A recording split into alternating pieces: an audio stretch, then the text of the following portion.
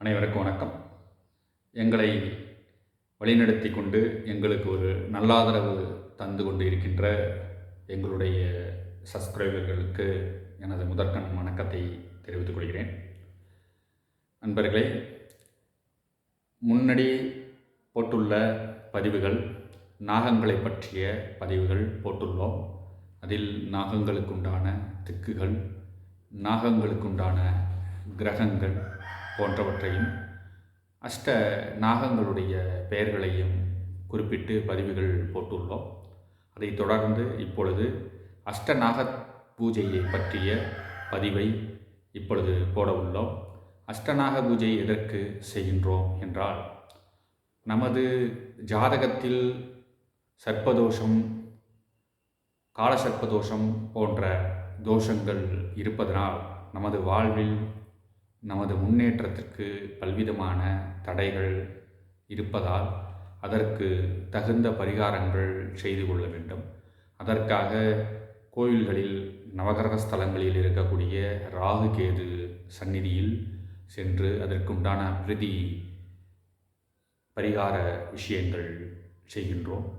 அதைத் தொடர்ந்து சில ஜாதகத்தில் அவர்கள் முன் ஜென்மத்தில் நாக தோஷத்தை ஏற்படுத்தும் வண்ணம் அவர்கள் செய்த ஒரு சில பாவங்களால் இந்த பிறவியில் அவர்களுக்கு கர்ம ரீதியான ஜாதகத்தில் நாகதோஷங்கள் வந்து அவர்களுடைய வாழ்வில் குறிப்பிட்ட அளவில் அவர்களுடைய முன்னேற்றத்தை தடை செய்வதில் உள்ளதால் அதை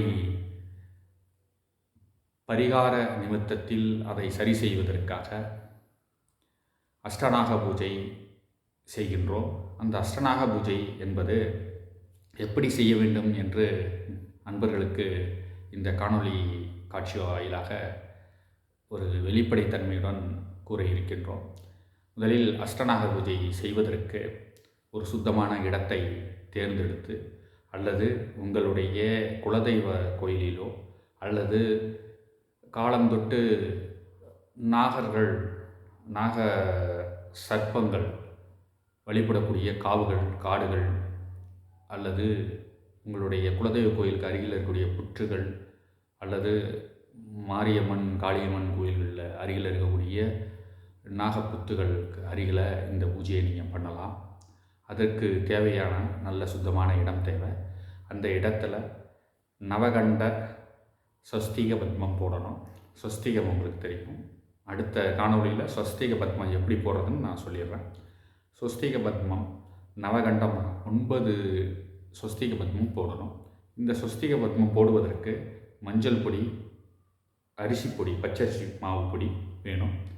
இதை வைத்து நவகண்டமாக உங்களுக்கு ஸ்வஸ்திக பத்மம் போட்டு அதன் மையப்பகுதியில் இருக்கக்கூடிய அந்த ஸ்வஸ்திக பத்மத்தில் நுனி வாழை இலை, நுனி உங்களுக்கு மேற்கு முகமாகவும் அடி கிழக்கு முகமாகவும் இருக்கிற மாதிரி நீங்கள் அந்த மையப்பகுதியில் வச்சு அது மேலே நெல் பரப்பி, அதன் மேலே ஏற்கனவே நீங்கள் போட்ட மாதிரி இலைய அதன் மேலே போட்டு, அதன் மேலே பச்சரிசி நிரப்பி பரப்பி, அதன் மேலே குத்து விளக்கு ஒன்றை ஏற்றி நீங்கள் வைக்கணும்.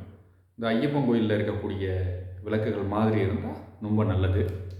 அதில் ஒரு தீபத்தை, ஏக தீபம் போட்டு அதற்கு கீழே அதுக்கு புஷ்பங்கள், அதோடைய அலங்கார விஷயங்களை செஞ்சு அதுக்கு கீழே தேங்காய், வாழைப்பழம், வெற்றிலை பாக்கு, ஒரு எலுமிச்சம்பழம் அதை வைத்து பால் பாயாசம் படையலுக்கு நைவேத்தியம் பண்ணுவதற்காக தயாரித்து அதுக்கு வச்சிடணும்.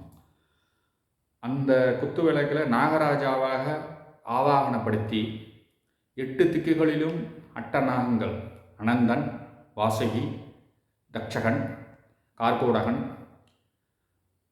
பத்மன், மகாபத்மன், சங்குபாலன், குளிகன் என 8 நாகங்கள் 8 திக்கிலும் இருப்பதாக பாவனை பண்ணி ஒவ்வொரு நாகத்திற்கும் அர்ச்சனை கிரமமாக பூஜைகள் செய்ய வேண்டும்.